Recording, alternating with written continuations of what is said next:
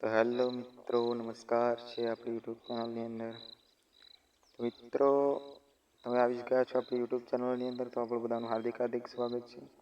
તો મિત્રો, આજે આપણા વિડીયોમાં જાણવાના છે કે ભગવાન શ્રી કૃષ્ણ માથે મોરપીંછ કેમ રાખે છે.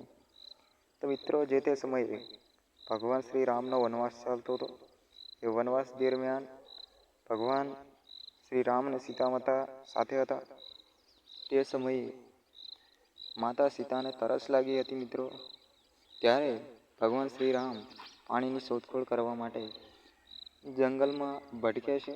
ત્યારે જંગલમાં ભટકતા ભટકતા એક મોર એમને મળે છે. તેઓ મોરને પૂછે છે કે હે મોર, તમે આટલામાં ક્યાંક પાણી જોયું? ત્યારે મોર એમને કહે છે કે પાણી તો ઘણું બધું છે, પરંતુ ત્યાં જવાનો તમે રસ્તો ભૂલા પડી જશો. તેના કરતાં હું તમારી મદદ કરું. આમ કરીને આજે મોર જે છે એ ભગવાન શ્રી રામને મદદ કરે છે અને કહે છે કે હું એક એક પીછું ખંખેરતો જઉં છું, તેમ તેમ તમે આ પીછા જોઈને ત્યાં સુધી આવજો. આમ કરીને મોર છે એ ઉડતો ઉડતો જાય છે અને પીછા ખંખેરતો જાય છે. તેમ તેમ ભગવાન શ્રી રામ તેની પાછળ પાછળ જાય છે.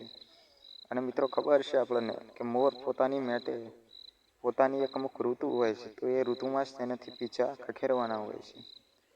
તો આ મોર જે છે એની આપમેળે જે પીછા ખંખેરી પાડે છે, તો એનું મૃત્યુ થઈ જાય છે. તો મિત્રો, આ જેનું કારણ હતું, ત્યારે ભગવાન એને એક વરદાન આપે છે કે હું આવતા જન્મમાં આનું ઋણ અવશ્ય ચૂકવીશ. ત્યારથી જ મિત્રો, આ જે ભગવાન શ્રી કૃષ્ણ છે એ માથે જે છે એ મોરપીંછ ધારણ કરે છે.